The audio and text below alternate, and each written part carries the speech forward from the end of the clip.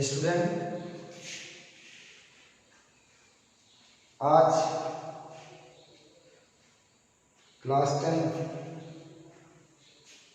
की online class के लिए मैं आपके सामने प्रेजेंट हुआ हूँ। कक्षा 10 में जो टॉपिक चल रहे थे वो पीरियोडिक टेबल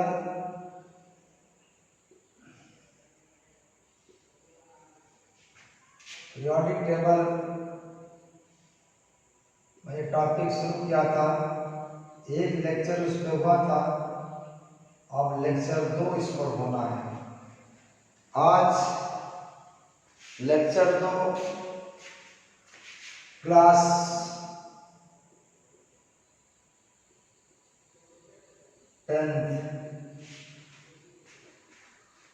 पहले लेक्चर में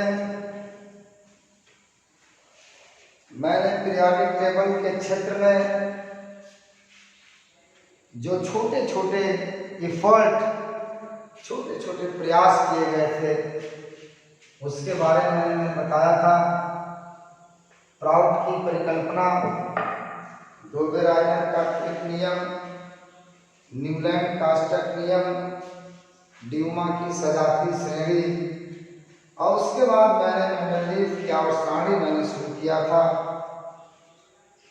मैंने ये भी बताया था कि इस टॉपिक का मेन मकसद क्या है। इस टॉपिक का मेन मकसद ये है कि विभिन्न तत्वों के अध्ययन सरल हो जाए, आसान हो जाए। इसलिए इस टॉपिक का महत्व यह है। मेंडलीव की आवर्त सारणी मैंने शुरू किया था। मेंडलीव साहब ने जब अपनी आवर्त सारणी बनाया उस वक्त कुल 63 एलिमेंट्स नोन थे और उस वक्त निष्क्रिय तत्व helium, नियान, argon, krypton, xenon, radon इनकी खोज नहीं हुई थी। तो जो मेंडल साहब ने पीरियोडिक टेबल की जो आधार बनाया था, पीरियोडिक टेबल बनाने का जो आधार बनाया था वो परमाणु भार था।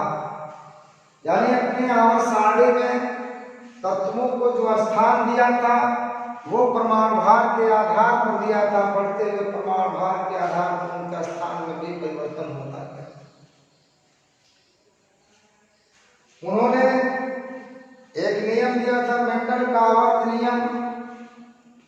इसमें कहा कि तत्वों के भौतिक और रासायनिक गुण उसके परमाणु भार के आवर्ती फलन होते हैं।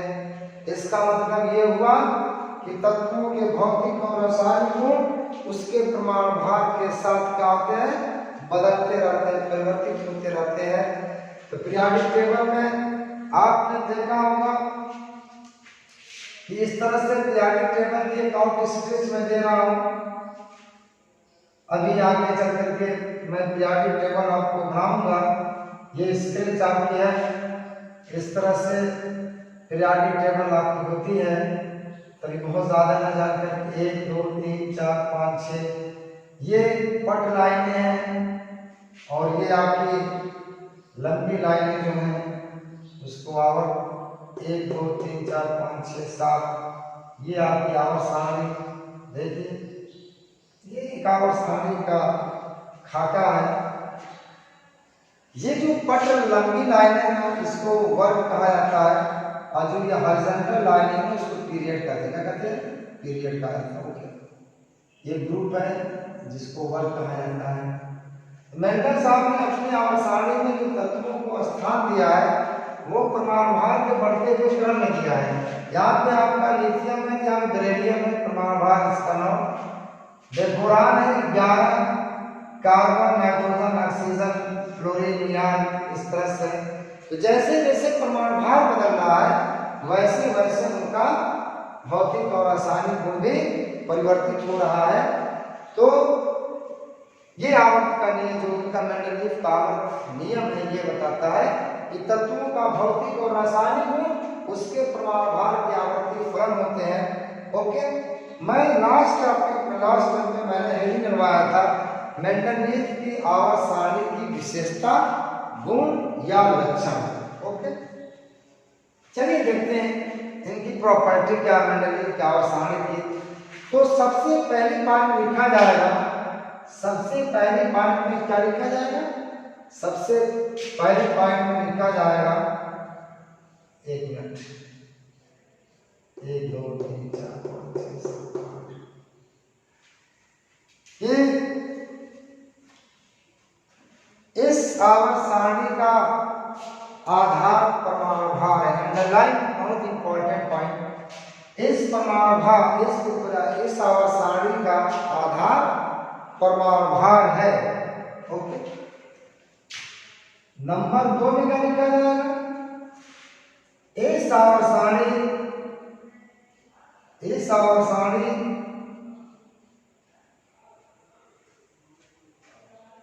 में कुल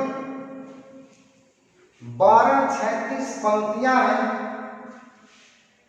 यानी जब मेंडलीव साहब ने आवर्त सारणी बनाया उस समय सबसे पहले उन्होंने अपने आवर्त सारणी में 1236 पंक्तियां यानी हॉरिजॉन्टल लाइन बनाई और उसमें तत्वों को क्या किया, व्यवस्थित किया।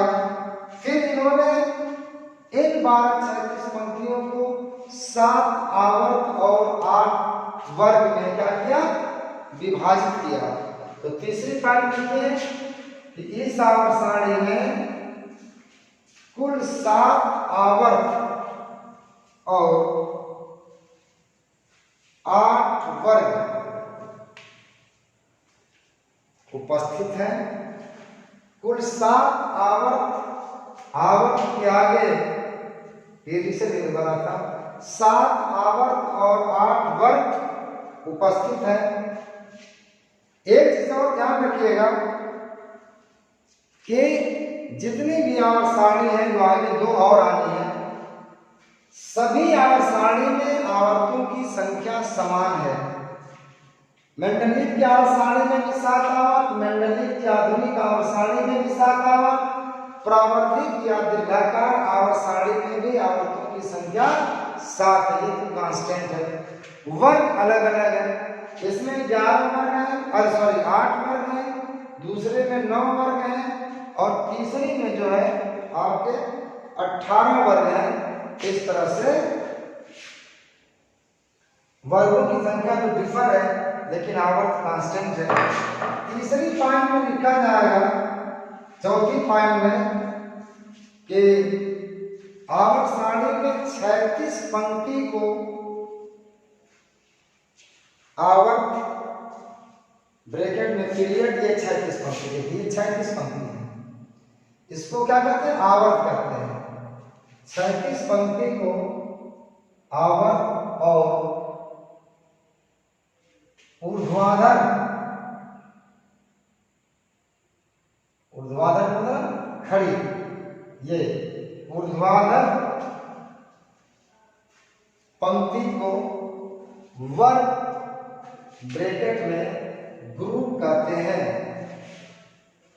ब्रैकेट में ग्रुप कहते हैं। ओके, ये पांचवी बात लिखिए, आवर्त में आगे बढ़ने पर, आवर्त में आगे बढ़ने पर ऋण विद्युत संयोजकता का मान बढ़ता है और धन विद्युत संयोजकता का मान आवर्त में आगे बढ़ने पर धन विद्युत संयोजकता का मान क्या होता है, बढ़ता है और ऋण विद्युत संयोजकता का मान घटता है। इसको लिखिए कि मैं आगे बताता हूँ इस पॉइंट में, इस चीज को कॉन्सेप्ट क्लियर करूंगा। देखिए कि आवर्त में यहाँ पे देखिए सोडियम है, लिथियम है, यहाँ पे बेरिलियम है, यहाँ पे बोरान है, इसके ऊपर बाहरी कक्षा में एक इलेक्ट्रॉन, जिसपे एक धन से निकटा हो जाएगी, इसमें बाहरी कक्षा में 2 इलेक्ट्रॉन, 2 त्यागेगा, तो दो दो धन 4, बुरान के बारी में 4 में 3 इलेक्ट्रॉन 3 त्यागेगा तो 3 धन। इस तरह से आवर्त में आगे बढ़ने पर धन विद्युत संयोजकता का मान बढ़ता है और ऋण विद्युत संयोजकता का मान घटता है। ठीक है ना। लिखिए इसमें आवर्त में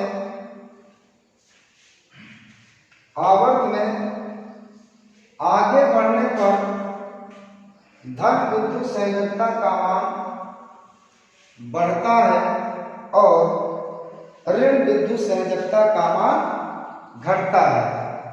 ऋण विद्युत संयोजकता का मान क्या होता है? घटता है। ऋण विद्युत संयोजकता का मान घटता है। ओके, ये चौथी पॉइंट। पांचवी पॉइंट, छठवीं पॉइंट में लिखिए। छठवीं पॉइंट में लिखिए कि आवर्त में आगे बढ़ने पर परमाणु भार के परिवर्तित होने के साथ साथ तत्वों के भौतिक और रासायनिक गुण, तत्वों के भौतिक और रासायनिक गुण परिवर्तित होते रहते हैं। चाहे परिवर्तित होते हैं। ठीक है, परिवर्तित होते हैं। ओके, ये प्रॉपर्टी है। 5-6 प्रॉपर्टीज की आप ध्यान रखेंगे। अब एक हेडिंग आ लीजिए, मेंडलीफ आवर्त सारणी की उपयोगिता। मेंडलीफ आवर्त सारणी की उपयोगिता या लाभ। मेंडलीफ आवर्त सारणी से क्या के लाभ है? Advantage of periodic table. तो पहली पॉइंट में लिखा जाएगा, पहले जो लाभ है, पहला लाभ है, हेडिंग आ गया ना, मेंडलीफ आवर्त सारणी की उपयोगिता या लाभ। उपयोगिता या लाभ।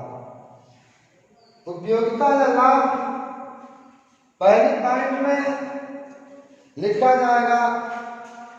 सबसे पहले पॉइंट पे तत्वों का अध्ययन अति सरल हो गया। तत्वों का अध्ययन सरल हो गया।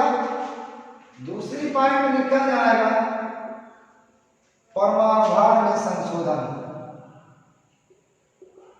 परमाणु भार में संशोधन। इस आवर्त सारणी से पहले बेरिलियम का परमाणु भार,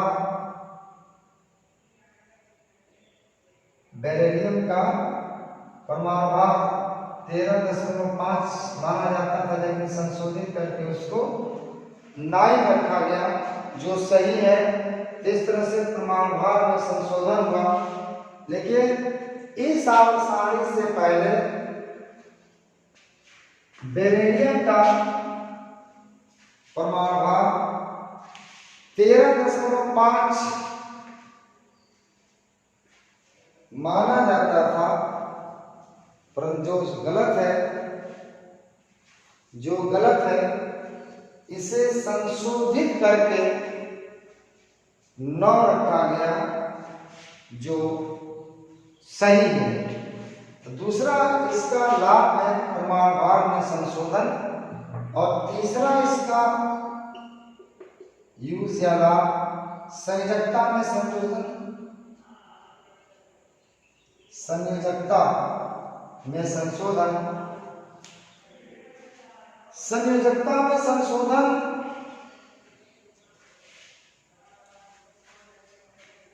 क्या है? इसी से पहले बेरिलियम, इस आवर्त सारणी से पहले बेरिलियम की संयोजकता 3 मानी जाती थी, जिसे जो गलत है, जिसे संशोधित करके 2 रखा गया, जो सही है। लेकिन इस आवर्त सारणी से पहले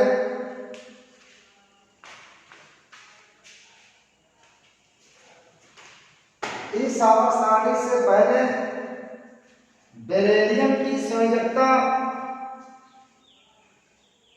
3 मानी जाती थी जो गलत है, जिसे संशोधित करके 2 रखा गया जो सही है।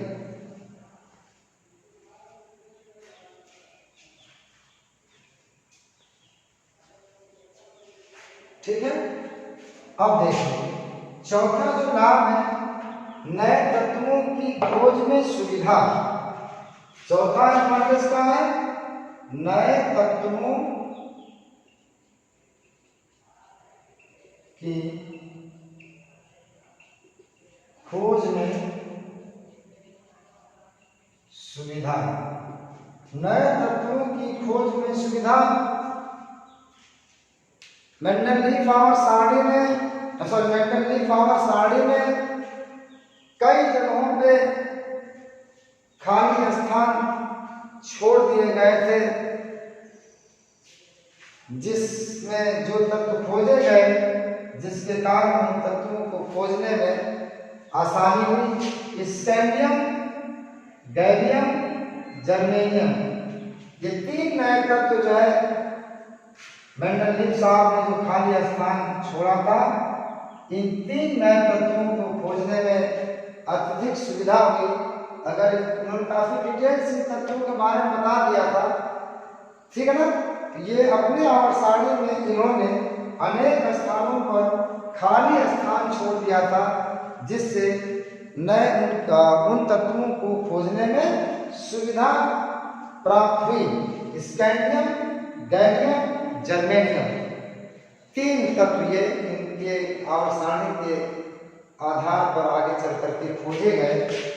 ये 4 लाभ और उपयोगिता इस आवर्साणी की है।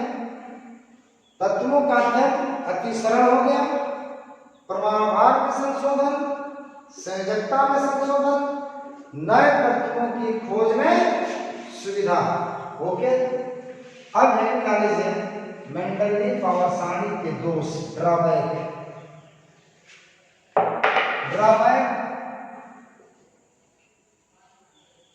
ड्रॉबैक या इसको हिंदी में दोष कहते हैं। दोष मेंडलीफ आवर्साणी का पहला दोष, इन्होंने अपने आवर्साणी में हाइड्रोजन को कोई स्थान नहीं दिया। No place to hydrogen. इन्होंने अपनी आवर्साणी में हाइड्रोजन को स्थान नहीं दिया।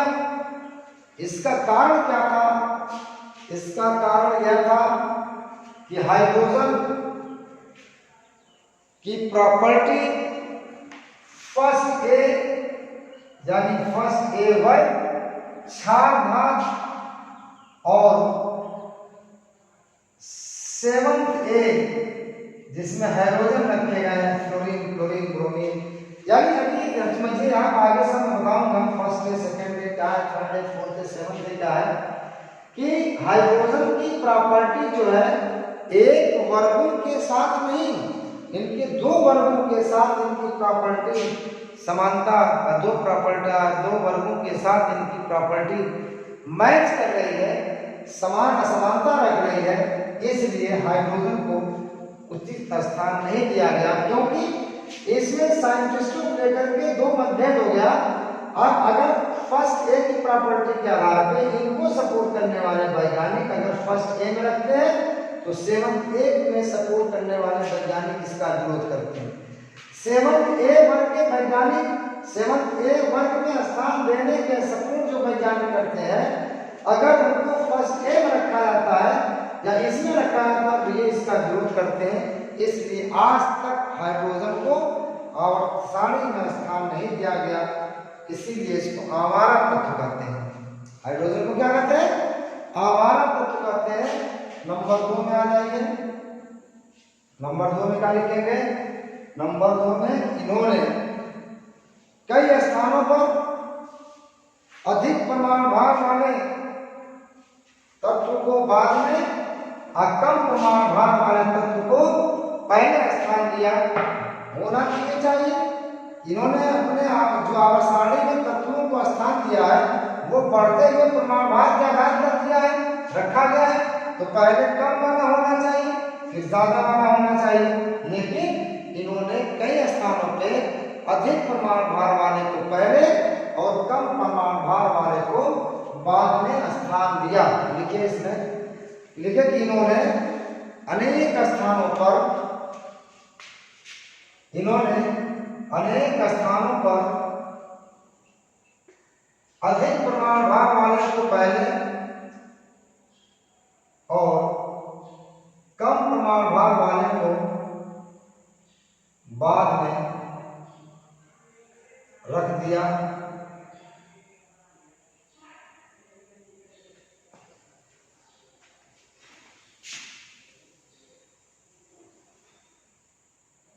ओके,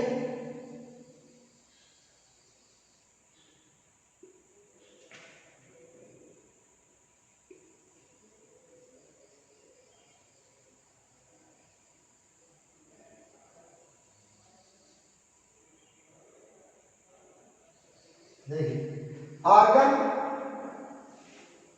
पोटेशियम से पहले आर्गन को, निकिल से पहले कोबाल्ट को, आयोडीन से पहले टेलुरियम को, आयोडीन से पहले टेलुरियम को रखा गया, क्योंकि इनके प्रमाण भार क्या है, अधिक है। आर्गन का 40 है, पहले रख दिया, पहले इनको होना चाहिए था। कोबाल्ट का 58.9 है, इसका 58.7, इसका कम है, इसको पहले होना चाहिए था, लेकिन बाद में दिया गया। ये मेंडेलीव की आवर्त सारणी का एक जबरदस्त दोष है कि अधिक प्रमाण भार वाले को पहले और कम प्रमाण भार वाले को बाद में रख दिया। ये उदाहरण है, इसको आप नोट डाउन कर लीजिए। ओके, ये दूसरा दोष। तीसरा दोष, इन्होंने कई स्थानों पर असमान गुणों को रखने वाले तत्वों को एक ही वर्ग में रख दिया गया। जैसे सक्रिय धातु, अभी सब आगे मैं बताऊंगा। सक्रिय धातु लिथियम है, सोडियम है, पोटेशियम है, रुबिडियम है, सीजियम है, फ्रेंशियम है।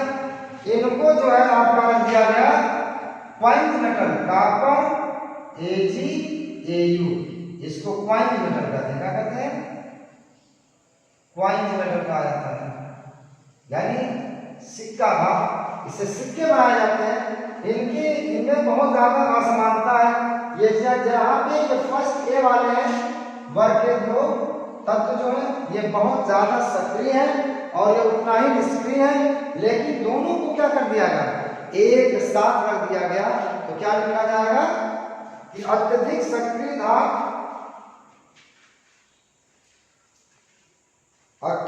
अत्यधिक सक्रिय धातु वाले तत्व जैसे lithium, sodium, potassium, rubidium, caesium, francium को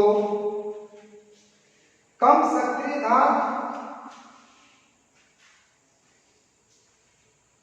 जैसे कॉपर AgAu ब्रैकेट में मुद्रा धातु coined metal, copper AgAu bracket में क्वाइंट मेटल के साथ रख दिया गया। ओके, ये तीसरा दोष इनका है। चौथा दोष देखिए क्या है। चौथा दोष ये है Au और प्लेटिनम, दोनों के गुणों में अत्यधिक समानता है, दोनों के गुण समान है, फिर भी इनको अलग अलग वर्गों में रख दिया गया। एक वर्ग में जितने भी तत्व होते हैं उनके भौतिक और रासायनिक गुण इस पीरियोडिक टेबल के अनुसार समान होते हैं, यानी एक ही वर्ग में जितने तत्व होते हैं वो समान गुण वाले होते हैं। Au और Pt को गुण समान होते हुए भी इनको अलग अलग वर्गों में रख दिया गया। एक ही वर्ग में रहने वाले सभी तत्व के गुण क्या होते हैं, समान होते हैं, इसलिए इनको एक ही वर्ग में होना चाहिए, लेकिन क्या किया, अलग अलग वर्गों में इसको रख दिया। तो अगली बात है कि समान गुणों वाले तत्व जैसे एयू और पीटी, एयू और पीटी को अलग अलग वर्गों में रख दिया, अलग अलग वर्गों में क्या कर दिया बच्चा, रख दिया। पांचवा दोष देखिए, समस्थानिक 1H1 हाइड्रोजन के 3 समस्थानिक 2, ये पीरियोडिक टेबल परमाणु भार के आधार पे है, तो तीनों समस्थानिक के परमाणु भार अलग अलग है कि नहीं है। यह हाइड्रोजन प्रोटियम का 1 है, ड्यूटेरियम का 2 है, ट्राइटियम का परमाणु भार 3 है, तो तीनों को अलग अलग स्थान मिलना चाहिए। लेकिन इस आवर्त सारणी में मेंडलीव साहब ने समस्थानिकों का परमाणु भार भिन्न भिन्न होने के बाद भी उनको एक ही स्थान पर रख दिया गया, जो क्या है, यह दोष है। लिखिए इसमें, लिखिए कि समस्थानिकों का परमाणु भार, समस्थानिकों का परमाणु भार अलग अलग होने के बाद भी इन्हें, अलग अलग होने के बाद भी इन्हें आवर्त सारणी में एक ही स्थान पर रख दिया गया, रख दिया गया।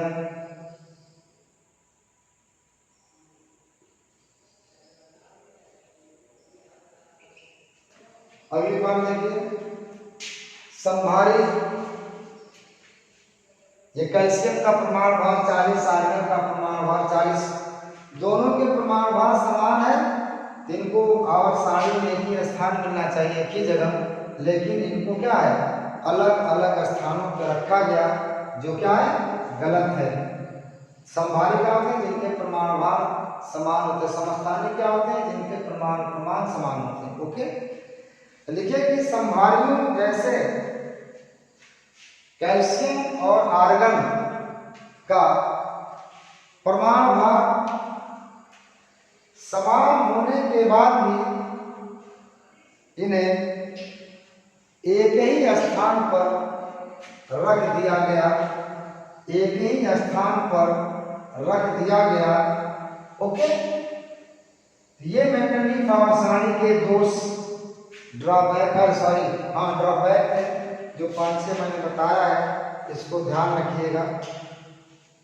हाँ, एक और दोष है, लिख लीजिएगा, इन्होंने अपनी आवर्त सारणी में निष्क्रिय तत्व जो रिएक्शन में भाग नहीं लेते हैं, helium, neon, argon, krypton, xenon, radon, xenon, radon,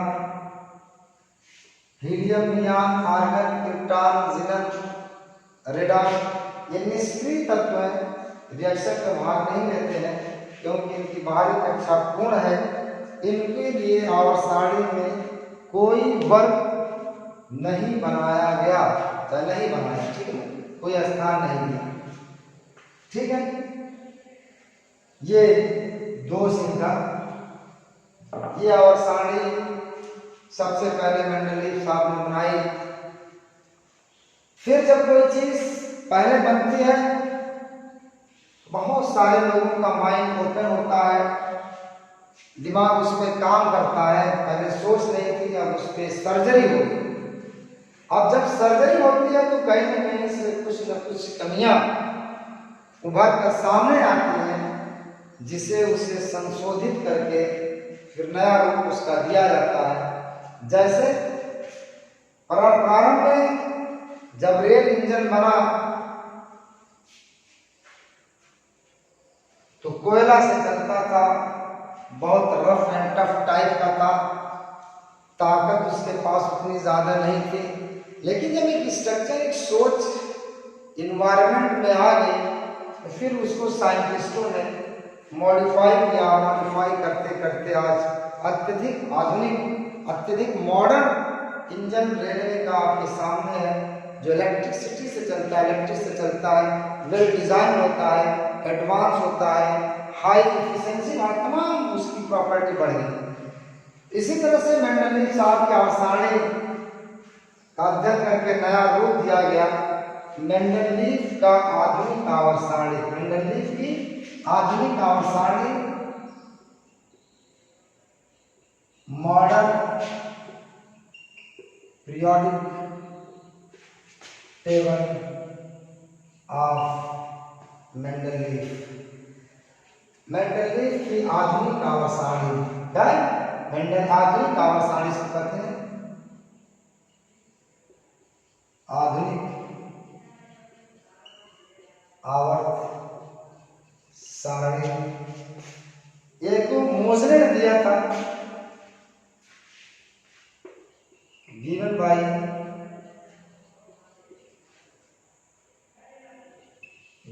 मोजले, और मोजले ने परमाणु क्रमांक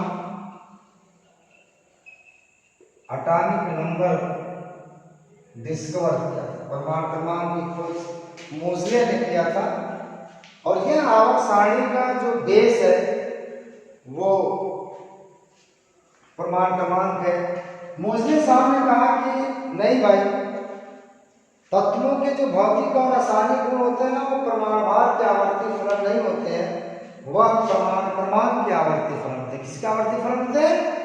परमाणु क्रमांक के आवर्ती फलन होते हैं। ओके, तो गिवन बाय मोजले एटॉमिक नंबर एक बार लिख लीजिए, यह आवर्त सारणी परमाणु क्रमांक पर आधारित है। अंडरलाइन कर लीजिएगा परमाणु क्रमांक के नीचे, यह आवर्त सारणी परमाणु क्रमांक या एटॉमिक नंबर पर क्या है? एटॉमिक नंबर पे क्या है?